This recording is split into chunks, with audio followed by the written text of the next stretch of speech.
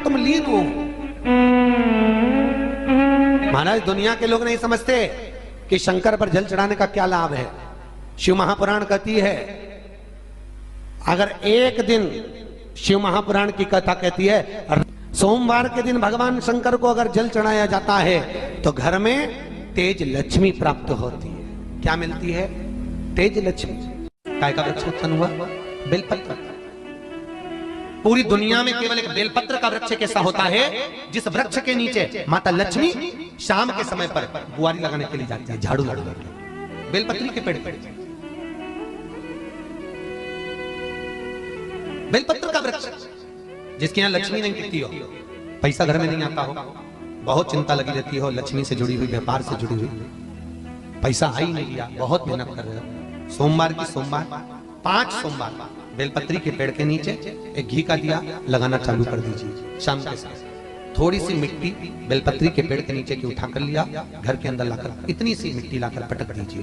5 सोमवार करके देखो, छठे सोमवार पे करने की जरूरत नहीं पड़ेगी, व्यापार अपने आप बढ़ना चालू हो जाएगा। लक्ष्मी शाम के समय पर प्रतिदिन बेलपत्र के पेड़ के नीचे बुआरी लगाना। शंकर भगवान की प्रियता बेलपत्र। पहले भी कथा में कहा, फिर कहते हैं,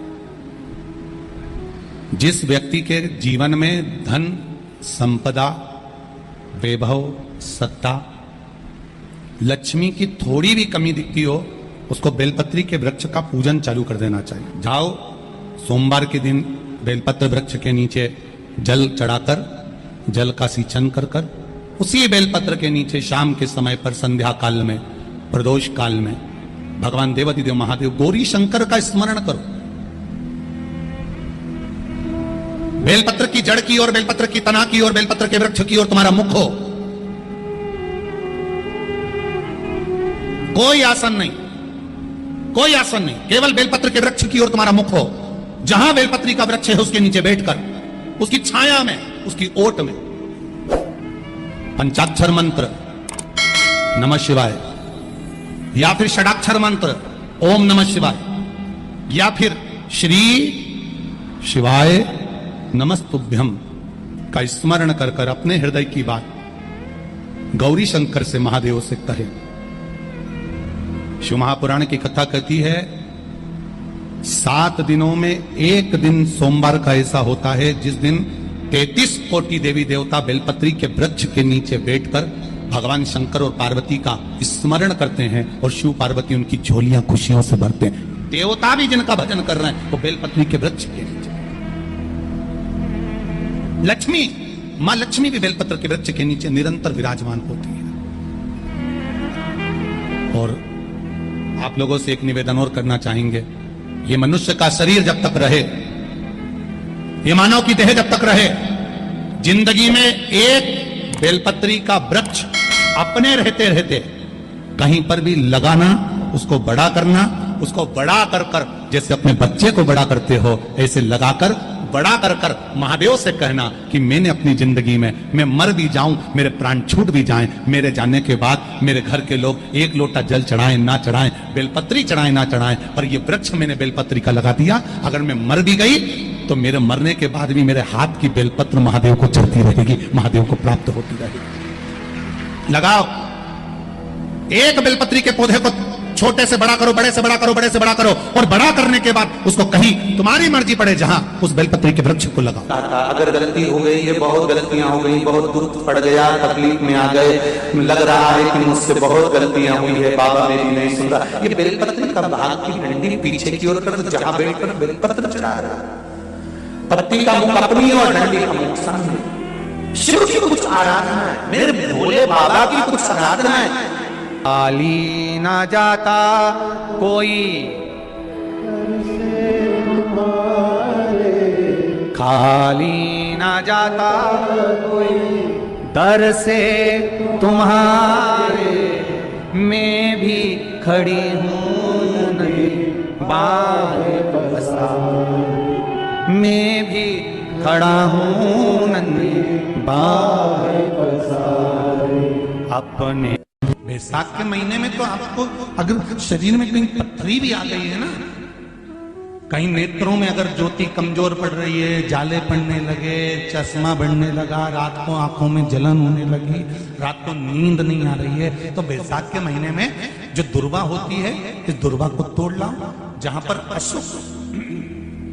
अशुक सुंदरी का स्थान होता है, जहां पर अशुक सुंदरी का जो स्थान होता है, उस अशुक सुंदरी के स्थान पर उस दुर्वा को रख दो। और कुंदकेश्वर महादेव का नाम है। कौन से महादेव का नाम लेना है? कुंदकेश्वर। उस दुर्वा को उठाकर लिया।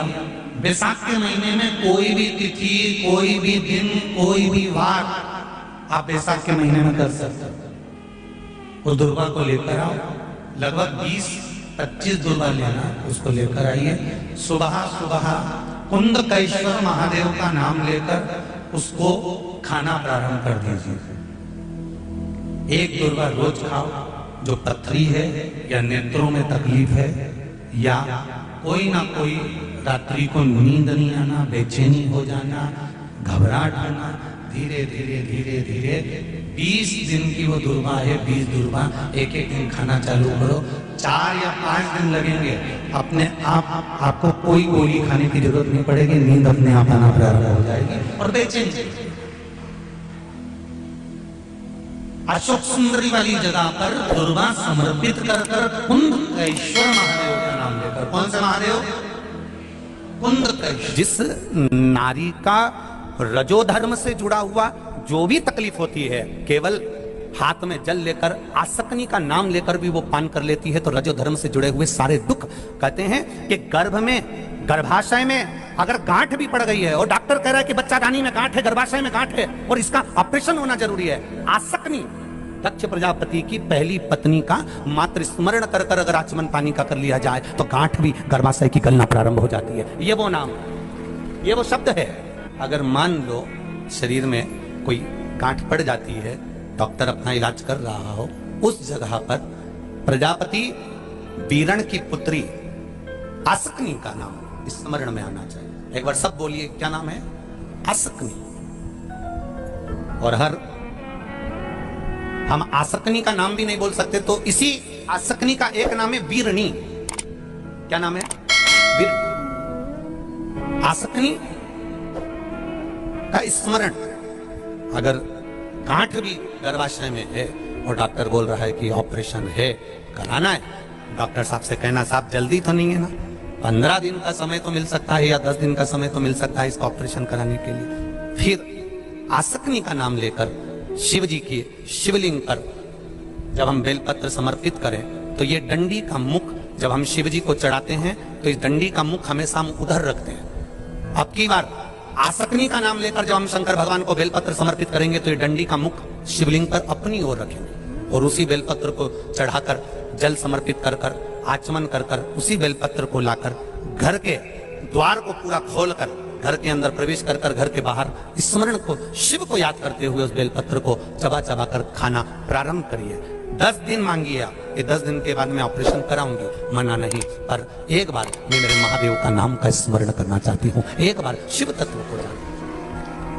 क्या नाम है? जम के बोलो, नाम बोलो फिर से। आसक्ति। इस नाम की मूलता का स्मरण करिए। वीरणी आसक्ति।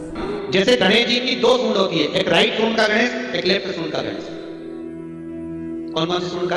राइट सूंड और लेफ्ट सूंड। राइट सूंड का गणेश घर में होना चाहिए और लेफ्ट सूंड का गणेश आपका कोई ऑफिस हो, जहां से आप अपना धंधा कर रहे हैं, नौकरी कर रहे हैं, सर्विस कर रहे हैं, काम कर रहे हैं, बिजनेस कर रहे हैं, या आप अपनी कोई भी कुर्सी के ऊपर बैठते हैं किसी कमरे में जाकर, उस कमरे के अंदर लेफ्ट सूंड का अगर गणेश होगा तो आपकी तरक्की को, आपकी उन्नति को दुनिया में कोई नहीं रोक सकता। और अगर जिस स्थान पर बैठकर आप बिजनेस कर रहे हैं, कमा रहे हैं, उस स्थान पर अगर राइट सूंड का गणेश होगा तो आपकी तरक्की नहीं, वहां लेफ्ट सूंड का गणेश होना चाहिए। और घर में